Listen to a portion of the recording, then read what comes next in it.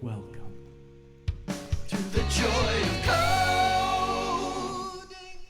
Hello, and welcome to episode 268 of The Joy of Coding. My name is Mike Conley. It's so good to have you here. I'm so happy to have you here. We're going to be hacking on some Firefox stuff. Let's get started. What are we doing today? Let's switch. Let me show you my screen, and let's get started. So a reminder, No Plan Survives Breakfast on this day of November 3rd, 2021, episode 268. Yeah, No Plan Survives Breakfast. Who knows what'll happen? A dialogue might appear just asking me for my primary password. That could happen. It's also possible that, you know, the things that I work on today might not go according to plan. Things might go wrong. I might get sidetracked. A little bit of my green screen might leak. Who knows what'll happen? We're flying by the seat of our pants here with the joy of coding. We're capturing software development in the raw. So there's not been a whole lot of planning that goes into this. You're just going to get to watch me, like, figure stuff out, you know, and that might mean getting stuck, and that's okay. Let's take a look at the agenda. So the very first thing, now that you see this No Plan Survives Breakfast, we've gone through that. The agenda is this thing that we're looking at, and it's something that's got all these handy links on it, and you probably want access to it. If you're watching this on YouTube, check out the video description down below. If you're on Air Mozilla, it'll be in the details section to my left. No, my right, your left.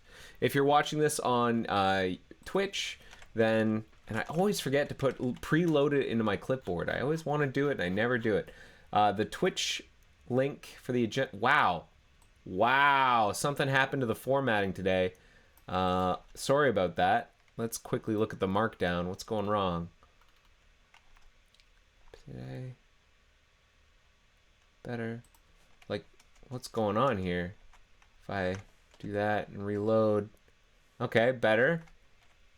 I think maybe if I just do that kind of separation. There, we cleaned it up. Hooray! So if you had the agenda open, just hit reload because the formatting will be a lot better. And for the folks in the Twitch chat, let me just send you the link. Oh, wow. And look, this is all busted down here too. Let me quickly fix that as well. I don't know why that is. I guess it really prefers to have a space after, or a new line after each section. There. Okay, well, learned my lesson.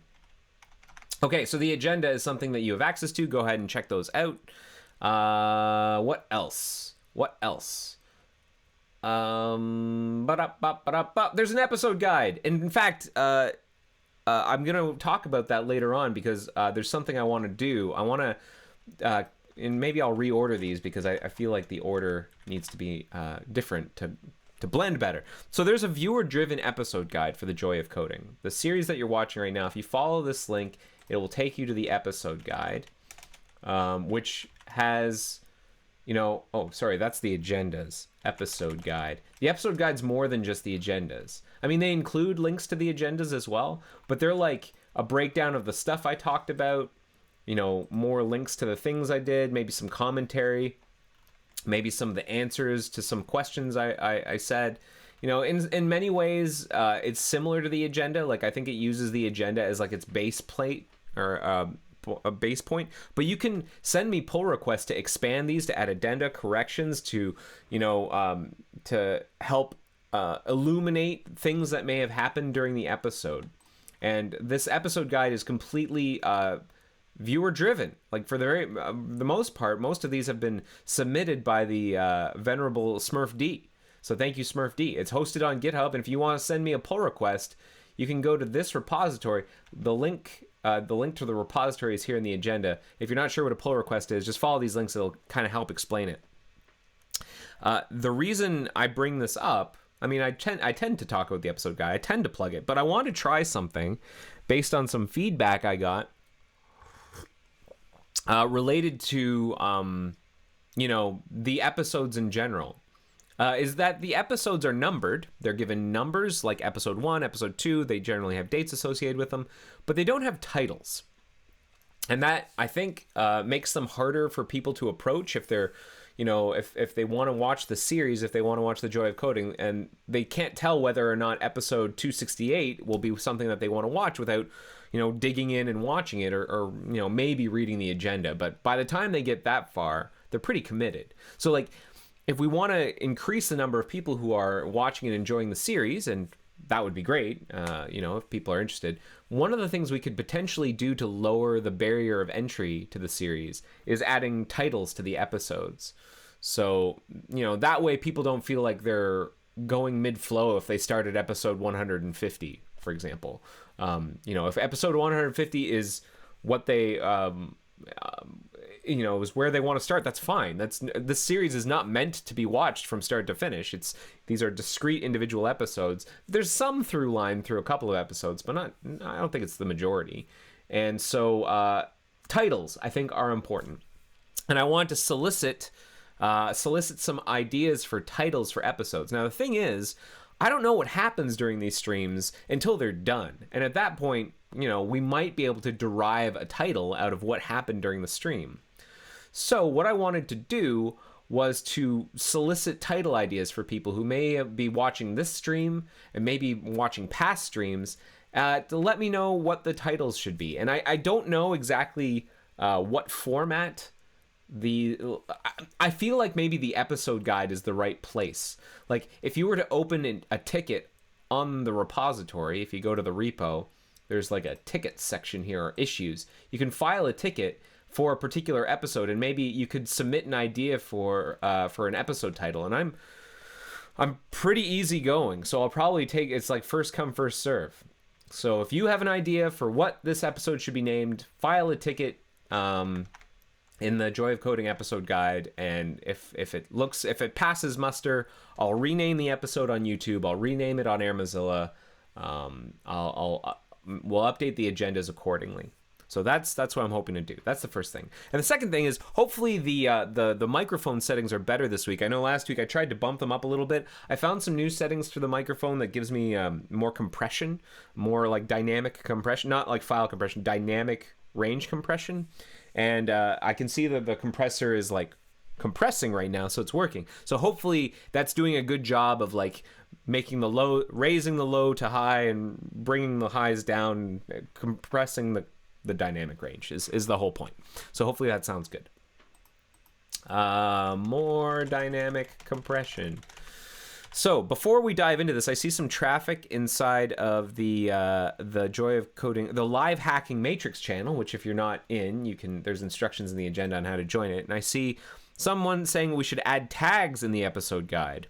That might be interesting. A way of like making it easier to find things. I don't know how we would do that. Having some kind of search engine on the Joy of Coding episode guide, like a very, very basic sort of search. You can do client-side search. You can do client-side indexing. There's something called Solar. Solar that I've heard of. Solar JS search. Lunar, a bit like Solar. No, I want Solar. I guess this is it, the NPM page. Client library for indexing, adding, deleting, committing, optimizing, searching documents within an Apache Solar installation. Maybe that's not what I want, but basically what I'm hoping for is we could like ship an index along with the page itself, so that there can be a search input, and you can just do like client-side searching via the shipped index. That's my hope. I don't know how that would work, but it's just an idea. And then maybe we could make tags part of the index. SureShack55 says, hello, where do services WM functions exist? And SmurfD points to SearchFox. I can try and answer that question. What I'll do, actually, is I'll throw that at the top of the questions. Where do services WM functions exist? This is from SureShack55. I'll try and answer that before this is through. Also, when I receive a warning on the browser toolbox, is there any way to know which path it comes from? I mean stack trace. So let's add that as a question. I would be interested in a write-up about your stream setup and equipment. I actually, this is for Hattie Zero. I believe I did an episode about that. And if we had the search if we had like the search, I could find it. I think I used the word tour. So let's see here. Joy. I can do like a client-side search. Joy of code. Let me pump up the font so you can see what I'm doing. Joy of Coding episode guide, and I can grep for tour. Do I? Oh wow! No. Under the episodes themselves, grep tour. How about case insensitive? Case insensitive. Yeah, a tour. Tour of live streaming setup was in episode 109. So I haven't changed a whole lot since then. I mean, I'm doing it from home, and I've got this nice microphone and a, the USB system, like the microphone USB adapter preamp thing. But other than that, I don't think I've changed too much. So if you check out episode 109, it'll give you a good sense of what I'm doing. And Sure Shack says, yeah, I remember that episode where you didn't bought chair, and I guess you bought tablet for writing. Yeah. Oh, yeah, that's true. I did get a tablet for writing. And this chair, I don't think there's anything to write home about with this chair if you want to know what it is. I'm pretty sure it's from, like, let's see, what's the tag say? This is like a no-name chair I think I got from Home Depot, like back when I was in school. It's from Serta. It's an office chair. The faux leather is peeling off from Serta. And I think it was only like a couple $100. It's not like the most expensive chair, and I got it when I was still in school. Hi, Amir. Welcome. Okay, so what are we doing today? I feel like I've been wasting a lot of time. So let's get into it, and maybe I can get into some of these questions before the stream is done. So the first thing I want to look at is this bug 1706981. I got neat infoed on this today, and I haven't looked at it yet. I don't know what this is. We're going to see what the request for information is about. So let's take a look. So first thing that jumps out to me is that this is a closed bug. You know, this bug is fixed, so or was closed at least. And that doesn't always mean it's fixed. A closed bug can be closed for a number of reasons. Sometimes a bug is closed because we've decided, won't fix. We're not going to fix this. But in this case, I can see that the status is verified fixed, meaning it got fixed, and that fix was verified by QA. So I don't know what the neat info is. Let's take a look. We'll start by looking at what the original bug was about. And it was about these arrows, what we call chevrons sometimes. They are too far to the left. And they need to be positioned more like these, where they're closer to the right side. And it looks like a patch was written 6 months ago, and I wrote it. It looks like I was the assignee, so that's probably why I was neat infoed. So let's scroll past all this and see what the neat info is about. Hi, Mike. I checked on Win10. I don't know what nightly build. That must be nightly build 90A1, and the bookmark menu option looks more distance than they do on the latest, so I'm marking the bug as verified. But if you consider that they still do not look okay, please reopen the issue. Thank you. Okay, so this was a neat info from someone from our QA team from Soft Vision. They're people we work with to do QA. So let's just kind of revisit, make sure that the menus look okay. So let's build. Sorry, Home Depot. Sorry, I didn't mean Home Depot, not Home Depot. Wow, mock virtual env is now up to date. What? Mock environment. I just did a build. So what's going on here? Did my build not go through? I wonder if my build didn't go through. Sorry, not Home Depot, Office Depot. I think that's where I got it from. Or Staples. Like one of those sort of like small time, that's not small time, just like sort of mass consumer office supply places. That's where I got this this chair from. Oh, my build showed it up over here in this other window. Okay, so here we go. And this is my test build. And what's the issue? I have to open up, I need to have like bookmarks folders. So let's add a folder. We're gonna call it my test folder. And we're gonna drag a couple of bookmarks into it. Boom. Oh, and we need to have like subfolders in here. So if I right click, add folder, my subfolder. Oh, hang on. What I'm gonna do is drag. Can I drag? I guess I can't drag folders, eh? Shows me what I know. I think what I have to do actually is open up the this thing. And then I can move here. I can move my subfolder into my test folder. So now I've got it. Looks good. Okay, so now let's put in a couple of other bookmarks to sort of flesh it out. Let's take all of these and we'll put it into my subfolder.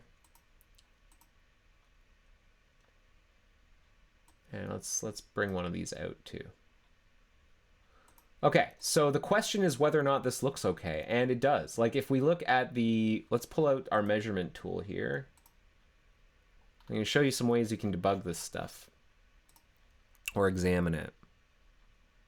Oh, remind me later. And I'm going to open up the browser toolbox. One of the things that we can do to make this easier for ourselves is we can disable pop-up auto hide so that these things stay open. That was an item here under the little meatballs here. And so now I can keep the menu open and then use Xscope to measure the distance from the edge of the panel to the edge of the chevron. And unfortunately, that's going to get in the way. What's the best way? You know what? What I'll do actually is instead of hovering it and getting things confused, I'll use rulers instead. We'll use a ruler. Let's get some calipers on here.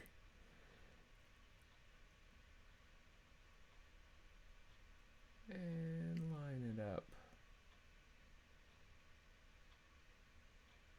There we go. Line it up. So we're looking at about 22 pixels distance there. And now we're going to measure the distance. Here, I'll turn off dimensions. We're going to turn off that. And we're going to measure the distance from here to here.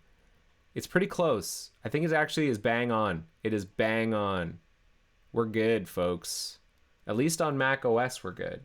And I believe at this point, these rules should be cross-platform. So I'm pretty confident that this will be fine on Windows as well. So I'm going to say they look more distance than they do. Wait, on the when did this get fixed? It got fixed in 92. Right. So yeah, I think they look good. At this point, I feel pretty confident. None of this stuff has changed, and I was pretty confident when this stuff landed. So I'm going to say thanks, Monica, for verifying the bug. I think we're good here. So I'm going to say we're good.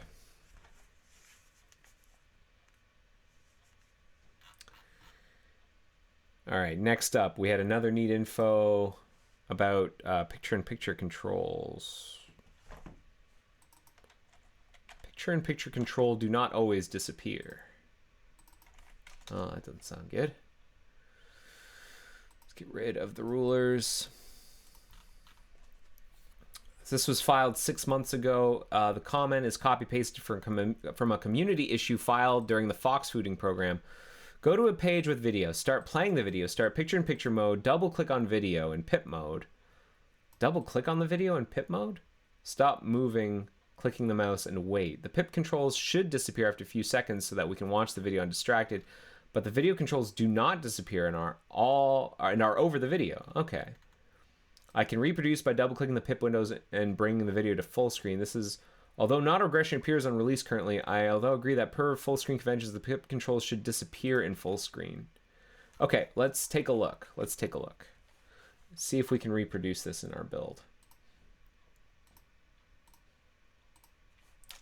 So let's go to, you know what I like to use as my go-to test video is Big Buck Bunny. Big Buck Bunny, right here. Big Buck Bunny. Okay, so we open up picture-in-picture in this little player window, and now I'm going to double-click on it.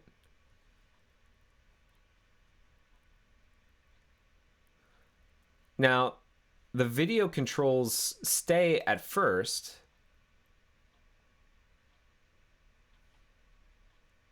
Until the mouse exits the region. Oh, you know what? I'll bet you if you don't have a second monitor, you can't get rid of you can't get rid of the controls. That's the problem. So like as soon as you double click, they're available. Yeah, all right. We should probably only make them show up whenever the mouse is in motion, and then disappear them when the mouse stops after a couple seconds. That sounds like a legitimate bug for sure. Because not everyone has a secondary display to move their mouse to. I wonder how difficult that would be.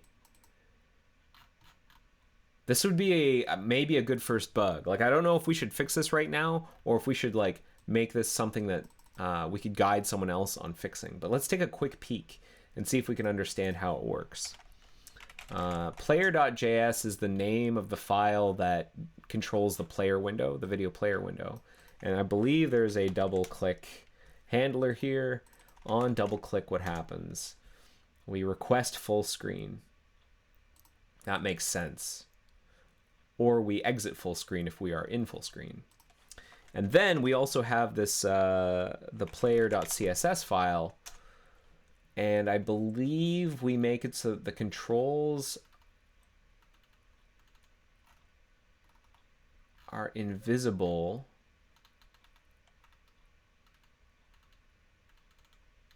When do we make the controls invisible? Opacity is, I believe, the issue. A control item defaults to opacity 0 until we're hovering.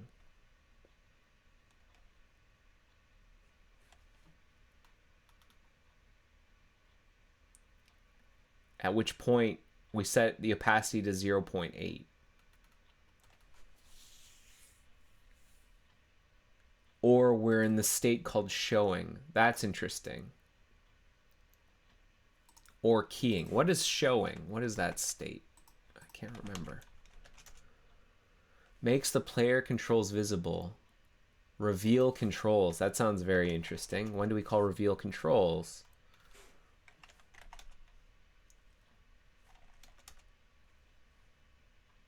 If false, this will hide the controls after control fade timeout seconds has passed. If true, the controls will remain visible until reveal controls is called again, which with reveal indefinitely set to false. So this might be really easy to fix, because if we enter full screen, what we might want to do is like get rid of this rule if we're in full screen, because we're always going to be hovering the controls with the mouse cursor at this point. And then make sure that if the mouse moves, we reveal the controls. Mouse move. We might want to add like a mouse move handler.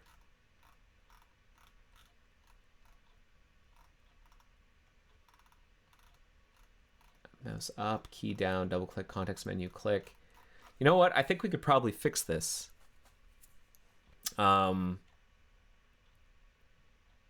But what I'm going to do is I'm going to, instead of trying to fix it, I'm going to write a comment describing how to fix this and marking this as a good first bug that I'm willing to mentor. And that's a way of growing people. So good first bug. And I'm going to say that this is for language, CSS, language equals JS. I don't think it will require any HTML. And I'm going to say that this is a good first bug.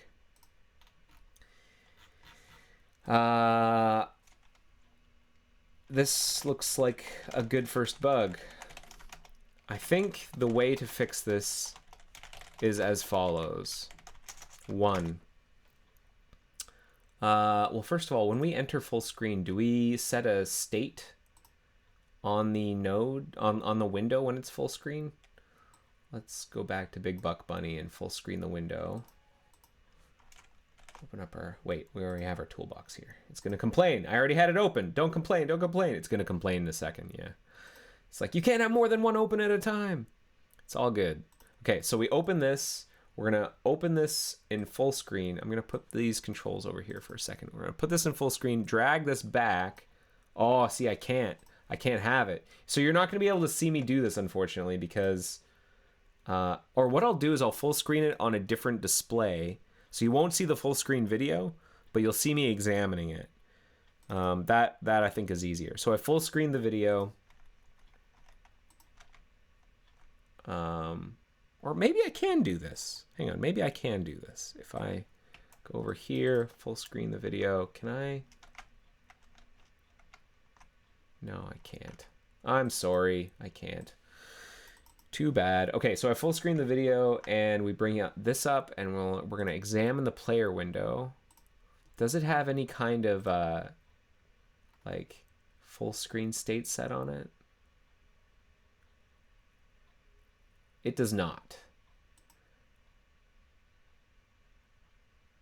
And is there a CSS selector for when we're in DOM full screen? Let's find out. Here, let's close this for now. Is there a CSS DOM full screen CSS full screen API CSS? Are there things that match whenever we're in full screen? CSS full screen.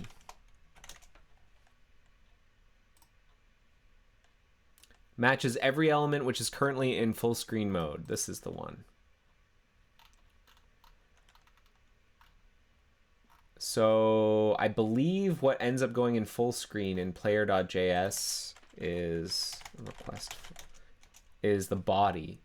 So I'm pretty sure if we were to add a rule, here I'm gonna full screen this again, and we're gonna inspect the player window. We're gonna look at the style editor, and if I say body, I do have a body full screen already.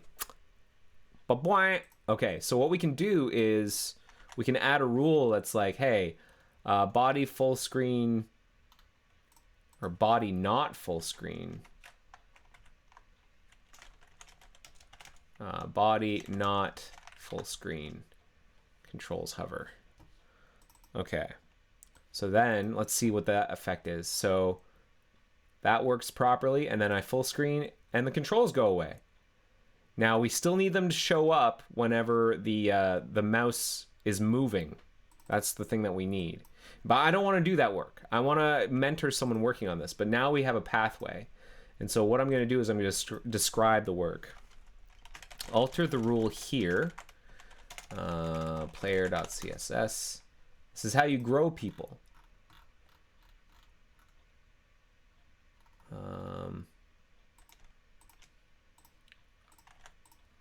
Alter the rule here. Maybe someone watching the stream wants to work on this bug, and you're going to know exactly how to do it because you're watching me do it. Alter this rule here so that it only matches if we're not in full screen. Adding something like, I think this should do it. Body not full screen. Controls hover. Yeah.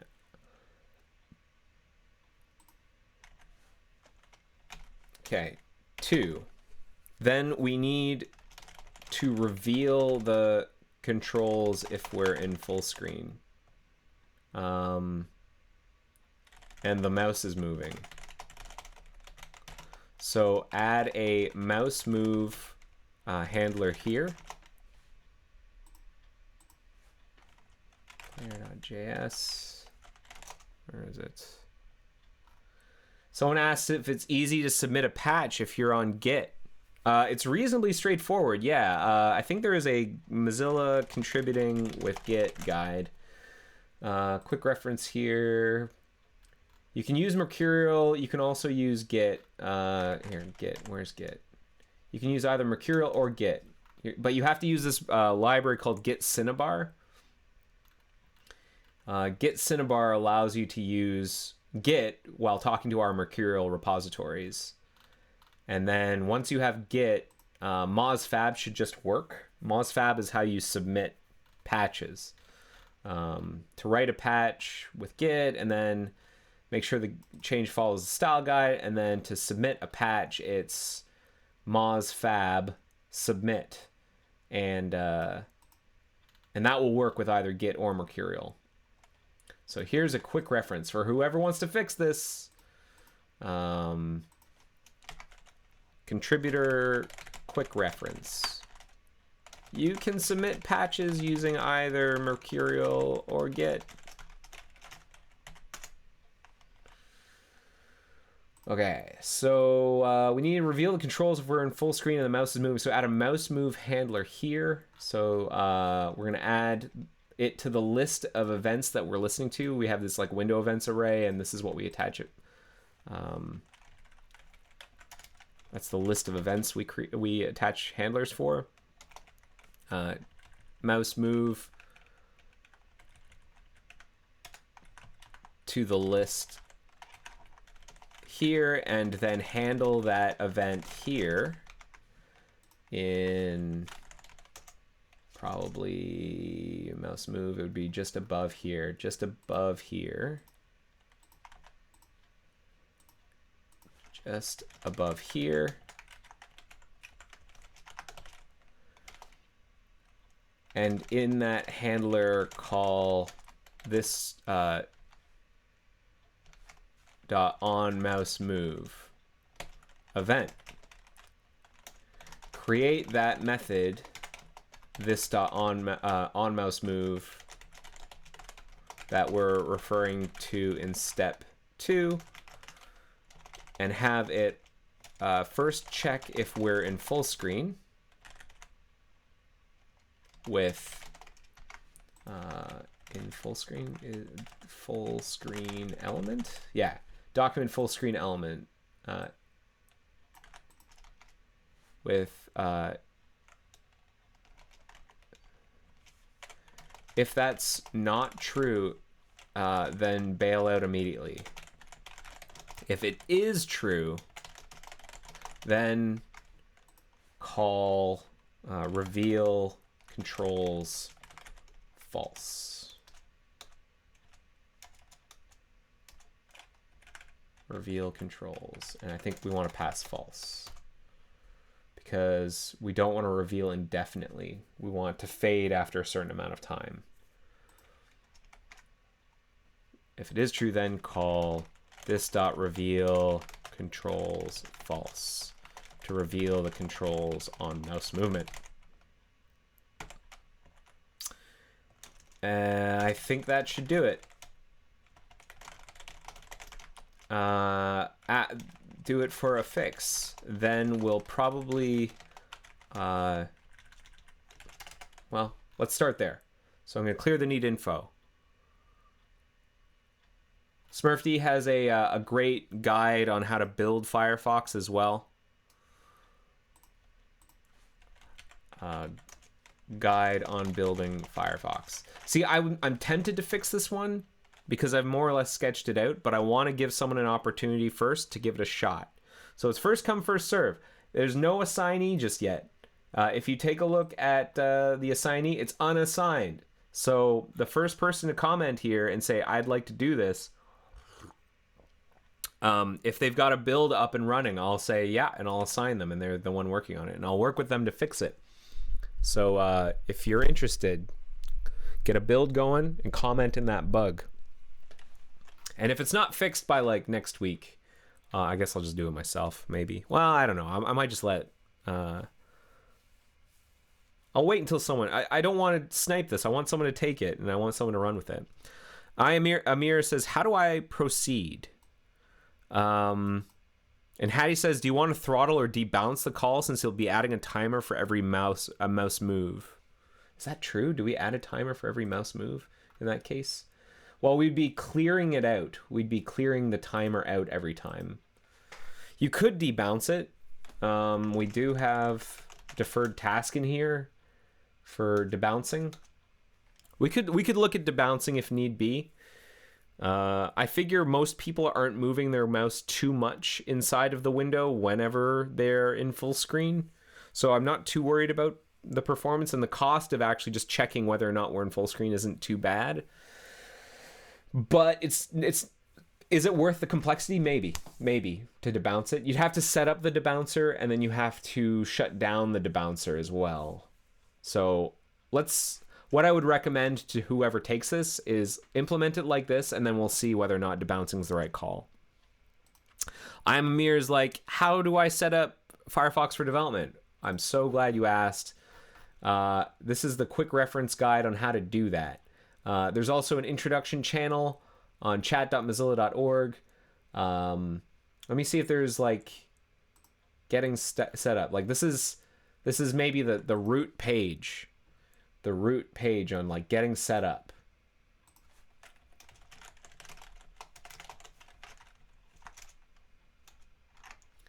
And like you get to choose on each of these systems what you're gonna do. Like if you're on a Windows machine, you got certain instructions. You have to do like some extra stuff because on Windows we don't have nice things sometimes, or at least we didn't used to. I think now with WSL you get like make, which is nice. But for now we use the system called Mozilla Build, which ships a bunch of tools for you, so you have to go and get it. If you're on Mac OS or Linux, it's a lot easier because a bunch of stuff that you need is built in. I'm Amir says, unfortunately, I'm on Windows. Okay, so it's not that bad. It's not that bad on Windows. It's pretty good. You don't need to install Visual Studio. You used to have to install the Visual Studio. Oh, well, it says that it still wants you to install Visual Studio. Yeah, that's true. Okay, so you still have to get Visual Studio, although I was pretty certain that we were building with Clang nowadays, so maybe you can get away with not installing Visual Studio. Because I think mock bootstrap, the bootstrap thing here gives you Clang. Like it'll download our version of Clang that we use. Hattie Zero says, I work on Firefox on Windows and is going may have some tips. Thank you, Hattie. Let's see. What do I want to do now? So I think I've more or less answered this. Need info. It was just a general need info on what to do here. But I think I also have to set a severity flag. So there is a workaround. Whenever we triage these things, the way it works is we set a severity and a priority. I'm going to say that the severity of this is severity 4 because there is a workaround, which is, well, is there a workaround? Is there a satisfactory workaround? Let's just double check. If I full screen this, if I hit escape, if you go to the very edge of the screen, they go away. At least on Mac OS, if you go to the very edge of the screen, they go away. Let's check to see whether or not that's the case on Windows too. Let me open up my Windows VM.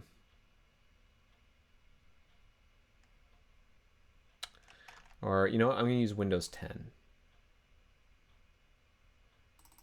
Because I think I've got a build all ready to go there.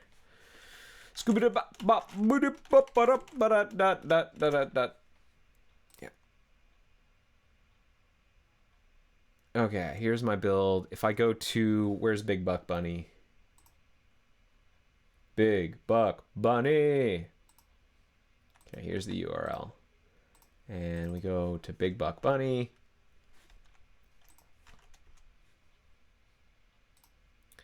Pause. Picture in picture. Full screen. Mouse to edge of screen. Yeah, if I go to the edge of the screen, if I go to the bottom of the screen, it goes away. If I go to the right edge, it goes away. Top edge, it goes away, but then the virtual machine stuff. So yeah, if you go to the edge of the screen, it'll go away. So there is a workaround. It's not the most obvious workaround, but I can at least mention that in the bug. And that, to me, makes it a severity 4. Setting S4 because there is a workaround. Move the mouse cursor to the edge of the screen. And I'm going to take priority 5 for now because, well, no, I'm going to take this priority 3. I think this is going to get fixed. All right. It works on Linux too. Good. So moving the... Oh. SureShack wants to fix it. Whoa! Like, wow. That was fast. That was fast. Amazing, SureShack. Okay, well, let's do it. So I'm going to submit my new comment. I'm going to set that severity now. And I'm going to assign SureShack to this bug. Oh, you know what? let's see, SureShack. Do you have a build working, SureShack? Do you have like a local build all set up and running? Out of curiosity, just let me know. Yes. Okay, they do. Fantastic. That's good enough for me. Good enough for me. Assignee. SureShack 55. Boom. Sounds good. Thanks, SureShack. Let me know if you have any questions on how to proceed. Thanks, SureShack. You're watching it here, the birth of a new picture-in-picture contributor to Firefox Desktop. I'm so happy. You saw it here first, folks. It is a Joy of Coding episode 268 exclusive. It's almost like watching a star being born. Incredible. All right, that was it for, like, we blasted through those. We've still got like 50 minutes remaining, so maybe we'll look at some more neat infos. But first, I want to try and answer some of these questions, because some questions came in, and I thought it would be interesting to try and answer them. By the way, that to me so far has been the most exciting part of the episode, is the getting SureShack 55 set up as an assignee for this good first bug. So if you have a good idea for the episode name based on that event, like SureShack 55 becomes a picture-in-picture contributor or something, let me know. File a ticket against the episode guide. Oh, Smurf D, thank you, good idea. SureShack 55 ended up taking that bug, but maybe there's a different bug that you want to work on. If you go to Code Tribute, that's codetribute.mozilla.org, and in fact, let me just put a link to that here. If you go to codetribute.mozilla.org, and you want to find something to work on, there's a whole bunch of stuff you can work on. Look at all this stuff you can work on. This will help you find interesting bugs based on your interests and skills, or whatever you want to grow in. So for example, maybe you really want to grow your Rust skills. Here's a bunch of stuff that you can do in the Rust language. Check it out. Maybe you want to bump your Python skills up. Boom. Look at all these. So much you can contribute to. All you need to do is to follow the link. In this case, this one will send you to GitHub.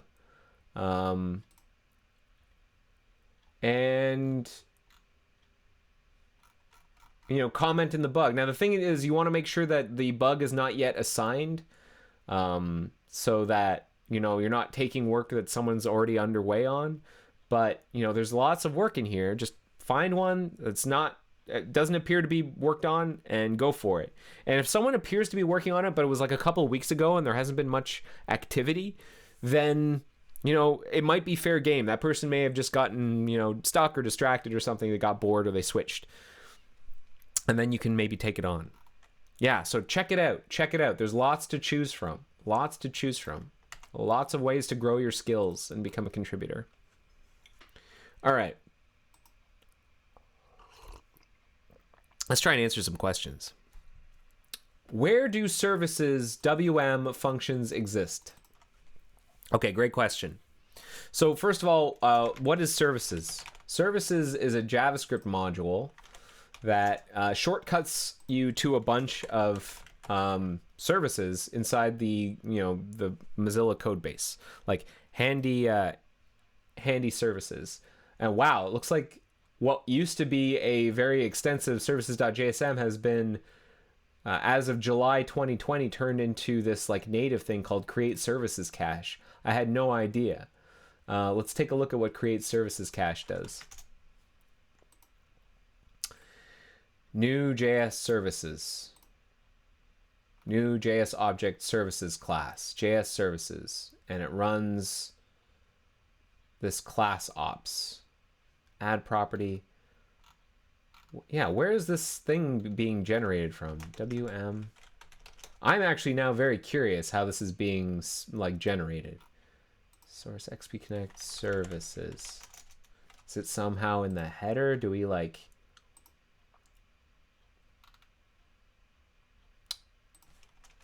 Let's see. WM. Aha! There's a JSON file. No, I'm wrong. I'm wrong. That's just from the linting plugin. That is not correct. So, let's see. App startup. That's another service.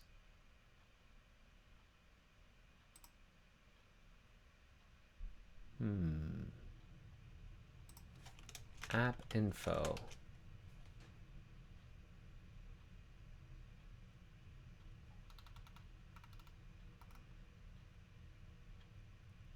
You know what? I have no idea how these are being generated. Let's go back to the services JS code and try and figure it out. I am very curious now. Enumerate. Oh, wait, there's the static components get JS services thing.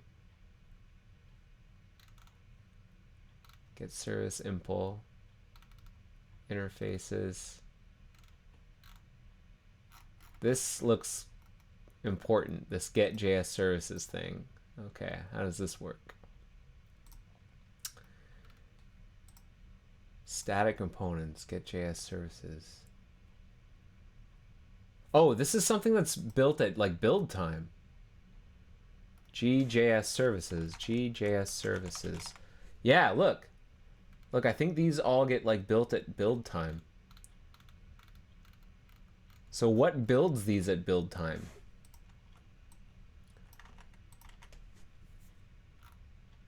Generate static components. It's a Python script. And what we do is we look up the JS service and we produce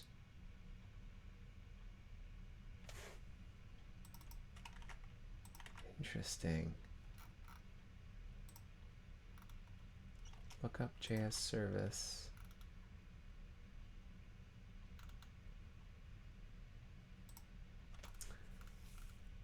How does this work? Add infrastructure for defining named services exposed to JS. Let's actually look at the patch that did this. Migrate services.jsm to C++ and include common constructors. Generate symbolic names and add lookup functions. That sounds like the most salient part here. So there's a bunch of stuff here inside like our XP make, and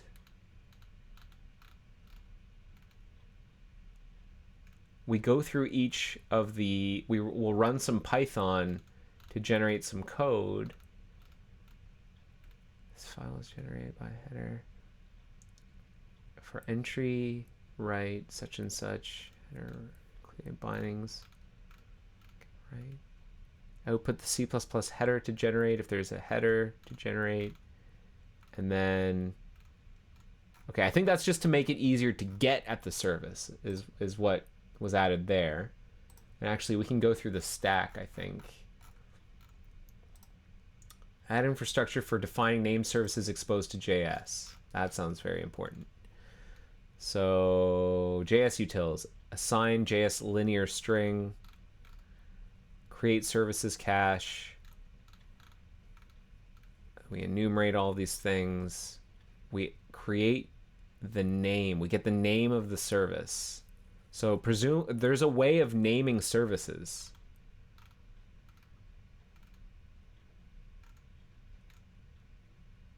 Services resolve. Name is get. Name if Latin 1. Get the name. Service entry. Look up the name.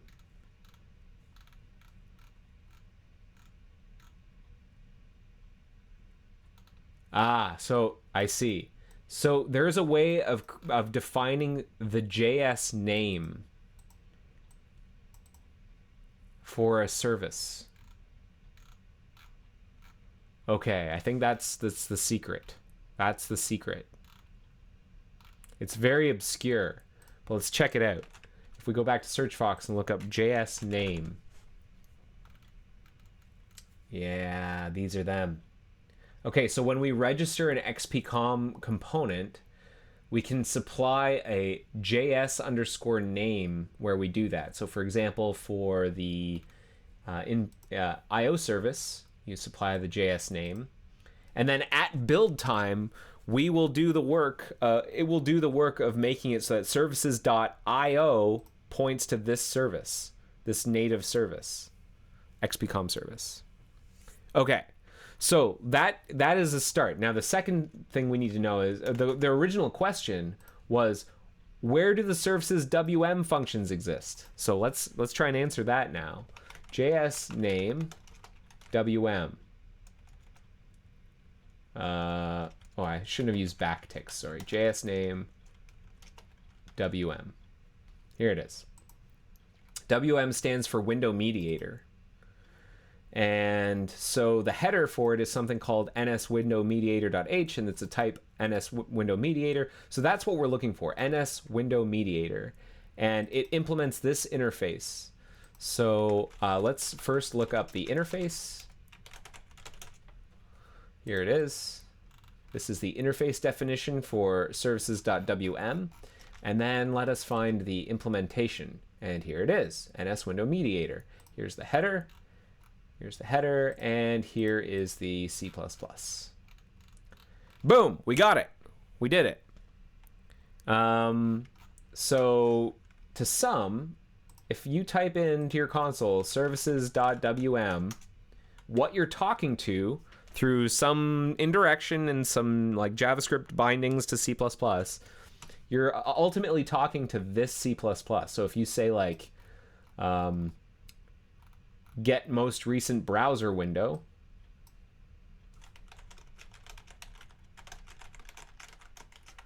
you're talking to this. Mama, we did it. We did it, everybody. We answered the question. So conclusion. What did we learn? What did we learn? Services.jsm, the properties for services.jsm are defined using JS name in the components.conf file when registering XPCOM components statically at build time. I guess that's kind of a redundant, but there you go. And then services.wm points to the NSI window mediator, points to NS window mediator, which implements the NSI window mediator interface. So I'm going to point to this source and this interface, permalink. We did it. We answered that question. Next question. Also, when I receive a warning on the browser toolbox, is there any way to know from which path it comes? I mean, the stack trace? Let's see here. So this is a warning. It looks like it depends. Sometimes you get a stack with a warning. Sometimes you don't. I mean, here you get like the line number where the warning was fired, but I don't think you're getting the full stack.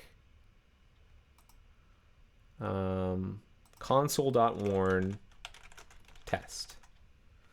Yeah, you don't get the full stack. You just get the string. But some, I think, supply the full stack. So I think it really depends. Let's see how DevTools frame parent is doing this. Console warn. Oh, it's actually warning and passing in an exception, and the exception is including like all this stuff. So if you warn an exception, you'll get all this stuff.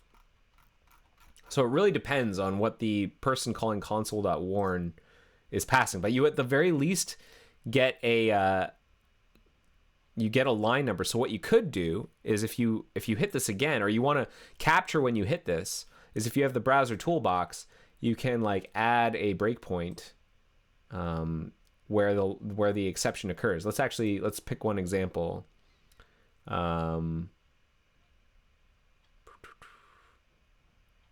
Yeah, I mean the netutil one. We could set a breakpoint right here, and we would hit a breakpoint next time we hit here, and then you'd get your stack. Hattie says you only get a stack with an error object, right? So the thing that gets thrown, if it implements, not exception rather, but like error, like a JavaScript exception, I think. Exception, right? No, error? Error. Sorry, it's error. You're right. If it implements error or subclasses error, then I think you get a stack whenever you pass it to console.warn. Or console.anything, really. Like console.error new error. You get a stack there. Console.warn. You get a stack there. Console.log. Yeah. That's interesting. I often use error, like new error dot stack. That's one way I will, like, if I'm doing printf debugging and I want to like log the stack trace in JavaScript of how I got somewhere, I'll sometimes do that. I'll be like stack, and I'll do this. I've done that before. No shame in that. Okay, so hopefully that answers that question. I mean, a stack trace. It depends if the warning passed an error, then you get it for free. Otherwise, it will only show you the line number, file name, and line number where the warning was logged. And from there, you could attach a breakpoint and wait to hit it again. I would be interested in a write-up about your stream setup and equipment. I did link to earlier the stream where I did that. That was episode 109. I will do that here. If that's not enough, covered somewhat in episode 109. If that's not enough, if people want a more modern take or a modern look, let me know in the rate this episode form. If this is not enough, and I'll do it again. Can you explain the process of writing these weeks in Firefox from start to finish? Sure. 1 second. Okay, so there is a meeting that occurs usually every other Tuesday. We call it the bi-weekly meeting. And I know that that's a misnomer because bi-weekly, I think that actually means like it happens. I think that's like it's confusing bi-weekly, but fortnightly might be a better term for it. But at any rate, the meeting, if you're curious about it, is a public meeting, and there's information here on how to dial in. And all the meeting notes are generally logged. I think we're a little bit behind, but they all go in here. Every 2 weeks-ish, barring holidays, we have the meeting. And we fill in the notes. So if you follow, I think there is a... there is a... if you use Firefox Dev, you'll get periodic email reminders of like when the meetings are coming from if you like subscribe to the mailing list. And then during the meeting we take notes. During the meeting we take notes as updates are given. Bi-weekly means both every 2 weeks and every other week.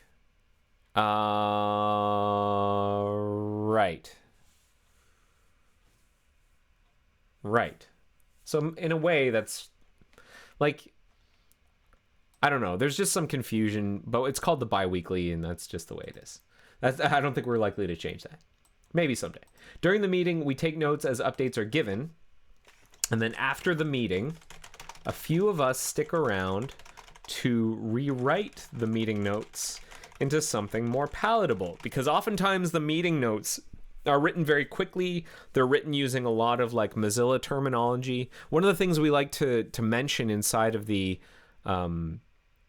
or one of the things we think about whenever we're writing these weeks in Firefox notes is knowing your audience. And that's important. Whenever you're writing a blog post or you're writing something, it's like, who's your audience? And in the case of the nightly blog, it's nightly users. That's generally the audience. There are some people who might not be using Nightly who might read it, but I think for the vast majority, our hypothesis for the vast majority of readers of the Nightly blog, blog.nightly, are people who are interested in Nightly. And so they probably have Nightly. And if they have Nightly, that means they're comfortable using bleeding edge software that is sometimes unstable. They're probably used to flipping prefs. They're used to opening maybe even the browser toolbox or the dev tools. And like maybe web technology is something that they have some familiarity with. So we have that in mind when we're writing the notes. So we're not digesting the notes into something that's palatable to like general audiences, like just general casual browser users. We're crafting these notes for people who are used to like hearing things about like base content JS memory usage, which, your average user might kind of squint their eyes and go like, okay, memory usage, I understand what that is, but what is base content? What is AWSY? What is JS window actor messaging? Like, so we kind of we do a little bit of judgment calling on how to massage the language to make things sound a little more palatable, but we are targeting the Nightly population. So that's the first thing. So we go through the notes and we're like massaging the language, and if there's stuff that's like very internal to like Firefox engineering development, like, hey everybody, we're switching the linter from this to that, and it's like not something that Nightly users need to care about, we'll usually downgrade the priority of those notes. Like we'll put them at the bottom, and we'll have this section called like below the fold, and that's kind of a dumping ground for stuff that's just like, it's not something that we think our Nightly users would be interested in, even though like our Nightly developers might be. And that's one direction. The other direction is we try and find things that are kind of exciting. Like we go through the list and go like, oh, that sounds cool. People would think this is cool. And we try and find like 5 or 6 or 3 or 4, just a number of interesting things that we think are highlights, and we bring them to the top. And for those, we do our best to really sort of like craft the language so they can be read in isolation, because we're usually pulling them out of these other sections. We cut them out and we put them at the top, and then we sort of again massage the language so that they kind of make sense on their own. So as like before, this would have been in the Fission section, and we probably wouldn't have had this first line like as part of Fission related changes. But then we pull it out, and on its own it probably wouldn't have made a whole lot of sense. So you need to supply the context that this is about Fission or site isolation. Okay. Once that's done, so that can take some time to like reorganize the notes and whatnot, and then we package it up. We send it to a mailing list, Firefox Dev. So if you go to like one person, so there's a volunteer or a sacrifice is chosen to be responsible for posting to the blog and sending to Firefox Dev. And if you look at Firefox Dev, you'll see that's a mailing list here. It's a mailing list, and you can see that like Amy Churchwell was the person who did this last time. And you can see it's basically the exact same thing as over here, but that below the fold section is included in the well, I guess there wasn't a below the fold on this one. But the below the fold section was included, for example, in this one. Sorry, let me find it. Here. So like, make sure your mentored bugs are up to date. And hey, I found out that we have this wait for mutation condition. And here are some cool ways you can flip prefs when using mock run. That might be interesting for you if you're a like developer, a Nightly developer. And in which case, I highly recommend you actually subscribe to the Firefox Dev mailing list, because that might be interesting to you. But remember, the Nightly blog is for users, not the developers. So that's why we cut that part out. So we posted simultaneously, one to the mailing list and one to the blog. But for the blog, we take that below the fold section out. And that's it. Then it's posted and job's done. Then another 2 weeks passes and we do another one. We just had a meeting yesterday. So these weeks in Firefox, the 103 should be coming out soon. I think we actually skipped a week. There was, between now and October 21st, there were 2 meetings, and I think there was a meeting in there, 14 days after the 21st. I don't remember what day that was. Or wait, no. It wasn't the 21st that this meeting occurred. When was this meeting? Maybe the 19th. I don't remember. But basically, I think we missed one. And that's my fault because I was the person responsible for posting it. And I think I forgot to do it. Or I just ran out of time. Okay, so hopefully that answers that question. A few of us stick around to rewrite the main notes into something more palatable. We put developer-centric things in below the fold. This doesn't make the cut to the blog, but goes to the Firefox dev mailing list. We then post to Firefox dev and the blog. Done. Web extensions and how they interact with doc shells and browsing contexts. How a patch gets into Firefox from start to finish. So I think these two, I've been skipping over them, but I've only got like 23 minutes left. And what I'm going to do is I'm going to make sure that next episode we do these. I think it's going to be a full episode. I think both of these are going to be a full episode. So I don't want to not do these justice. So I promise next episode, whenever that is. In fact, let me create a new note. You'll see me do it for November. What's 2 weeks from now? November. I can spell. November 17th, 2021. No, not 2 weeks. Next week, November 10th, 2021. Episode 269.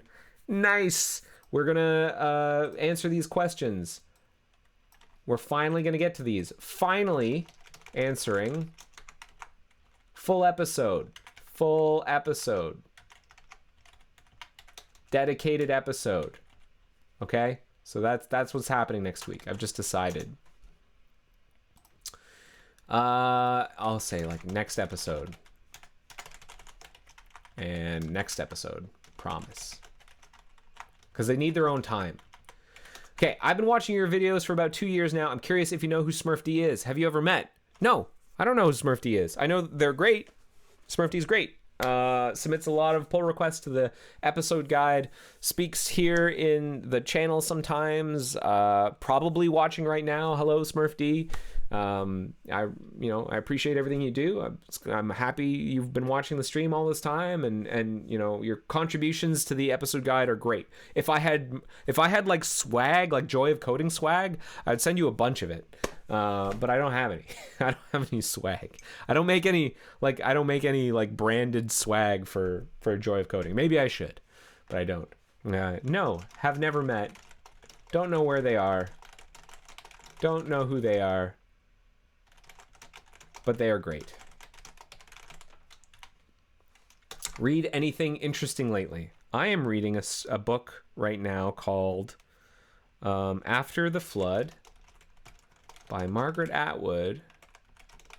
That was this is a series, part of the Mad Adam trilogy. It was recommended to me by someone, and it's pretty good if you like post-apocalyptic stuff. It's a little depressing. It was written in the I think early 2000s, but it's pretty prescient on some things, especially outbreaks and viruses. And let's see, what else have I been reading that's maybe interesting?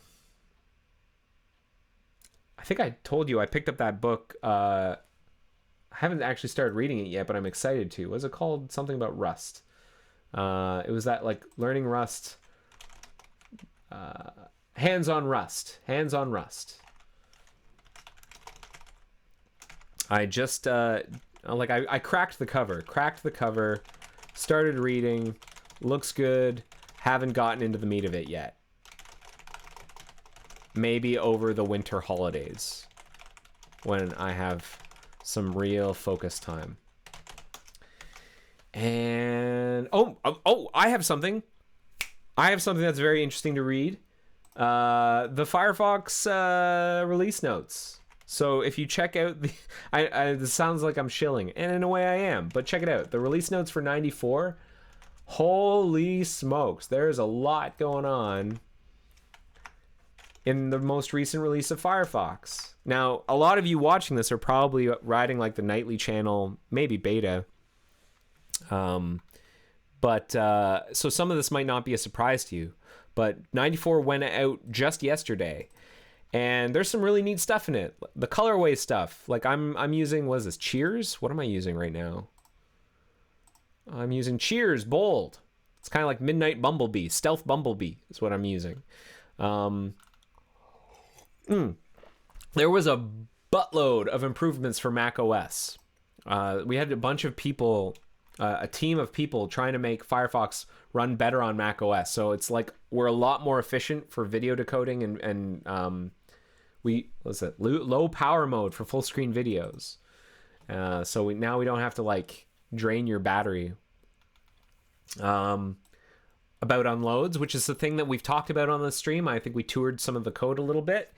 So that allows us to, I mean, you don't actually have to visit the tab. You can check it out if you care. I guess this is documentation about it, but you can visit about unloads if you want to see what's going on. But basically, it's a mechanism for, detecting whenever low memory events are occurring when there's memory pressure, and then unloading the least, the tab that, unloading from memory, the tab that we think would be the least annoying tab to unload. That's what about unloads does, which is good. It helps us. It makes it easier for us to recover from low memory events. Makes the browser more stable and hopefully doesn't get in your way. The background agent. This is great because on Windows we make it so that even if Firefox is not running, the background agent can be applying updates in the background, so that you don't have that question of like, hey, you want to update? The first thing, like after it boots, it'll be like, hey, you want to update? No, it just makes sure that even if Firefox isn't running, there's a service running in the background that's making sure your system's up to date. And you can turn that off if that really annoys you. If you're one of those people who's like, I don't want updates, well, you can turn it off. But I highly recommend you leave it running, mainly because oftentimes those updates are giving you security fixes, and the web is a moving target. Improved Webgl performance on Linux. This is a kind of buried lead because it hasn't actually started yet. We haven't started the rollout. I believe the rollout is going to start slowly next week and go through the whole of November because it's a big deal. But basically, there's been this ongoing project, a couple of years now, about 3 years, 2.5, 3 years, to do what's called site isolation. It was called Project Fission, and if you want to read about it, there's Are We Fission Yet? Yeah, here's the wiki page. I don't think Are We Fission Yet is very up to date, but check out this page if you want to know more about what Fission is. But basically, it's a way to make sure that cross-domain cross-domain iframes run in their own processes, or more specifically, it makes sure that, actually more correctly, I should say, that every frame that's loaded in a particular process is only ever in a process with frames from that same domain. So it's like domain per process rather than process per domain, because you can have several Facebook processes. We might shard them that way. But if you have like a Facebook iframe or a Facebook frame or a Facebook tab, you can be confident that when Fission is enabled, that process is only running stuff from Facebook and never from anything else. And that's really important for security. And we've been working on this for a while. It took us a long time. It's like the DOM team has been focused on it. It's been like a cross-team organizational thing, because basically this changes some of the underpinnings of how the browser works. Loading frames, loading iframes, and loading documents and showing them to you is like one of the core things that a web browser does. So changing its behavior means kind of everything needs to change around it. And so there was this big sort of monumental push. I don't think we've had a similar push since the electrolysis project, when that was the process separation thing. And electrolysis was a project of a similar scale, but that one took many more years. That took like, I think in total, if you counted how long it took from start to finish, I think it was like 5 or 6 years to do, maybe even longer. I think someone traced the very first code landing to make electrolysis work to like 2011. Anyways, site isolation. It's we're splitting your iframes and making sure that they run in only content processes where the same domain is running. It hasn't been shipped out to everyone yet, but the 94 release is out, and the idea is over the course of November, Fission will start turning on. We're going to do a slow, controlled rollout for everyone on 94. And that way we can monitor for, stability problems. We've done a lot of experiments and performance measurements, and we're quite confident that this isn't going to have issues, that this is going to roll out smoothly. But you don't want to just sort of go like on for everybody and kind of like throw a grenade and walk away. We need to be cautious because, like I said, we're changing one of the underpinnings of one of the core capabilities of a browser, which is to load stuff. So we have to be a little bit cautious here. We don't want to break the web for people. So a slow, gentle rollout over the course of November, and we can halt and roll back if we decide that things are going wrong, or if things are going right. That's when we slowly roll it out to everyone, and if all goes well by the end of November, Fission should be on for everyone, and everyone is protected from side channel attacks like Spectre and Meltdown. What else was in here? This is really neat. I hadn't actually heard of this until I saw the release notes, because I don't really work on the VPN team. I don't work on the multi-account container stuff, but there was an update shipped for multi-account containers, which I think allows you to, if you have the VPN application installed, it allows you to, if you're a VPN subscriber, and why not? You should be. This is a great way of supporting Mozilla. If you donate, here's some pro tip. If you donate to the Mozilla Foundation, and that's a very righteous thing to do, you should keep doing it, the money doesn't go towards Firefox development. It goes to the foundation. The foundation is not the corporation. There are two entities here, the foundation and the corporation. The corporation is solely owned by the foundation. The foundation owns all the trademarks, but the corporation exists as a separate entity. And when you submit donations to the foundation, they don't go to the corporation. They go to the foundation. And that's great. The foundation does a lot of great work. They fund a lot of research, and they fund a lot of outreach programs and educational programs and grants and like a lot of really good work, but it doesn't go to Firefox development. We work closely with the foundation to sort of like be aligned to what we're doing, but it's not like the money goes into, the pockets of the people working on Firefox. A way you can support the corporation and Firefox development is to sign up for stuff and pay for it. Like if you sign up for the VPN, it's a monthly subscription, and the money, a chunk of the money, comes to the corporation. Now, full disclosure, the Mozilla VPN, this is not a secret or anything, but the Mozilla VPN, the infrastructure for the VPN is using a service called Mulvad, which we vetted. We vetted this VPN provider, and we were very happy with the security and privacy characteristics of their VPN network. And there was like a full examination of multiple VPN providers, and there are some sketchy VPN providers out there. Trust me, there are some sketchy VPN providers out there, and some of them that used to not be sketchy are now sketchy because of a change of ownership. I'm not going to name names, but there are some that used to be very good and now less good because of a change of ownership. And, the providence now of like who owns what is very sketchy. But we are very happy with Mulvad's VPN network. And we wrote our own client. And if you pay for the VPN subscription, a significant chunk of that money goes to Mulvad, presumably. I don't actually know how much. I don't know what even if I did know what the arrangement is, I wouldn't tell you. But like, presumably, I'm not privy to it. Presumably, a cut of the money goes to Mulvad and a cut of the money comes to us.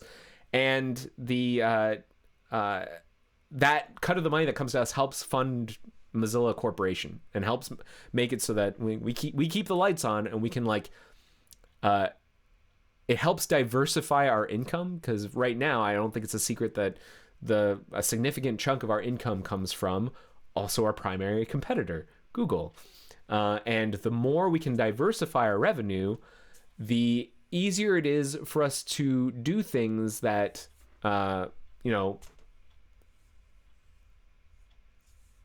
it's just easier for us to move around. How's that? And do stuff. So diversifying the revenue, very important. Mozilla VPN, it's a great way of helping us out, and this integration sounds really neat. We built the integration, we built the client. Like if you have the VPN, the client that you run is something that we wrote. That's open source. You can check it out. And so I'm actually curious how the multi-account container integration works, because presumably these two things need to talk to one another. So I'm actually curious. Let's take a quick peek, actually, see how it works.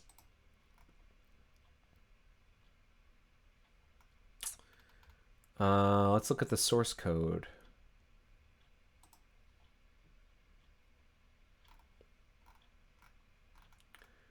Custom proxy panel bug. Let's see, what fix bug. Do they say anything about the VPN? Sorry, VPN. Improve VPN proxy location picking. Hi, client, VPN. Merge pull request. Matrix link. What? Matrix link?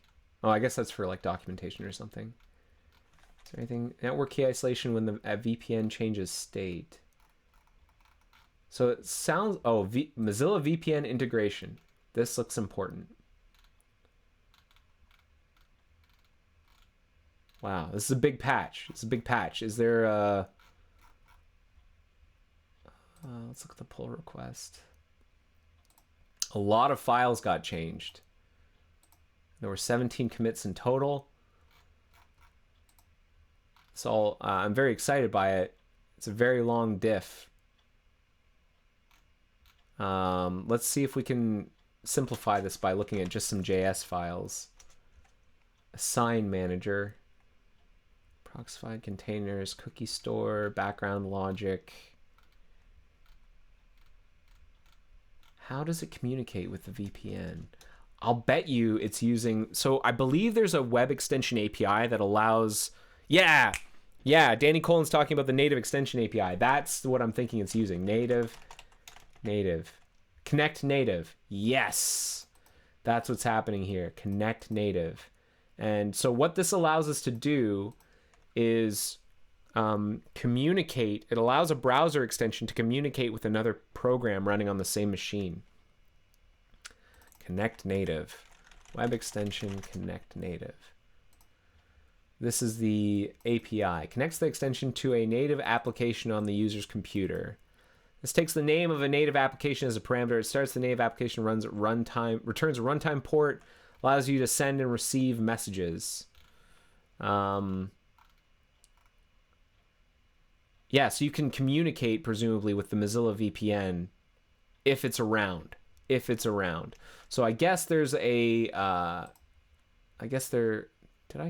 where is the, here, on message. So presumably if the application is running, it'll send a message.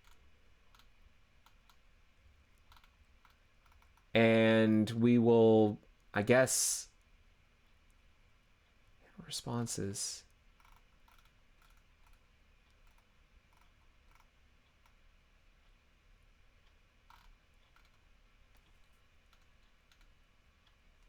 As soon as we get a response, we'll say that this thing is installed. And I guess the container, the multi-account containers add-on will put itself into a particular mode to, I guess, allow you to change settings for mapping a container to a particular VPN endpoint. Because I think that's kind of the goal here, is that you can say, okay, well, in container A, maybe I want this container to be like in Europe, maybe in France, and this container I want it to be in the United States or something. So maybe you have like a container for Netflix well, I think Netflix, I don't know if Netflix works with the VPN, because I know there's like some countermeasures there. They try to avoid VPNs, but like YouTube, you could have like American YouTube as a container, and then you could have Europe YouTube, France YouTube, and Canadian YouTube, and different containers, and then you can open each one individually, and maybe in the background. It's interesting because I actually don't know how this would work, because normally when the VPN is running, you're only allowed to connect to one location at a time. So I'm curious to know how this works in parallel. I'll have to check afterwards. Maybe it will open the tab and then tell you, hey, you need to switch VPN locations in order to continue to this destination. Maybe that's what it does. I don't actually know. But I thought that was really, really cool and something really unique. I don't think we've had this kind of tight integration with the VPN before, so it's really neat. There was a change to exiting by default, and if you don't like that and you want to switch it back, you can do that. There are details here, and more better support for Windows 11. So anyways, it was a beefy release. I can't stress enough how beefy this release is. Like, we really are kind of underselling some of this stuff. Like the Mac OS stuff is really impressive. The site isolation was multiple years of effort by many teams, many people threw themselves at this. This colorway stuff was very difficult. You'd think that theming wouldn't be that hard, but it was very difficult to get it right. Like, there was just across the board a lot of effort in this release. So it's a thumbs up situation. Okay, I think I'm going to stop there. I don't see any other questions that haven't been addressed in the chat.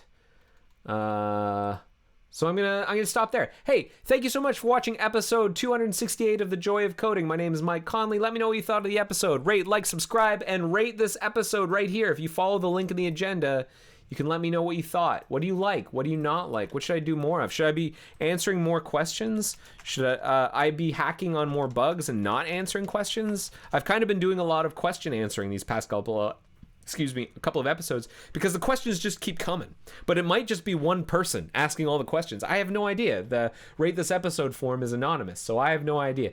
If you are a viewer, let me know what you think. If the questions are interesting, should I keep doing that? Or if the working on patches is more interesting, let me know.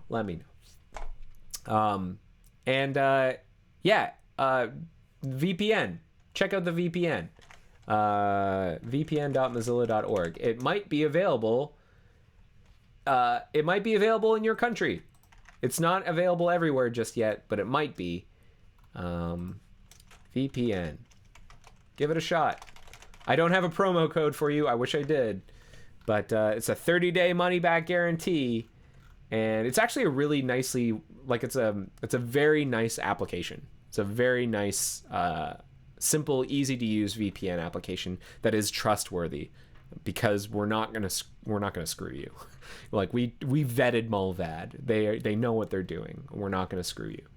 So yeah, it's check it out. I wonder, do they list where it's available? They list where you can connect to. Do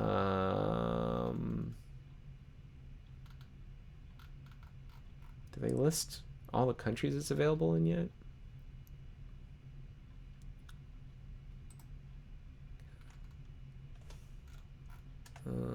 Payments. Technical.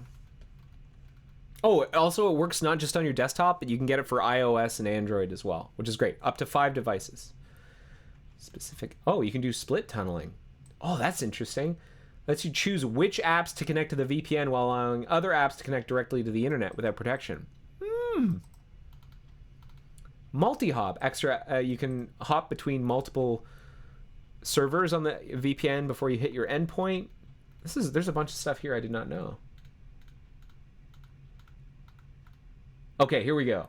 Mozilla VPN is available in the US, Canada, the UK, Germany, France, Italy, Spain, Belgium, Austria, Switzerland, Malaysia, New Zealand, and Singapore.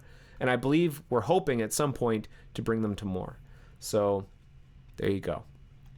All right, I'm going to cap it here. Thank you again so much for watching episode 268 of The Joy of Coding. I will see you soon. Take care. Bye-bye. The joy of code. See ya.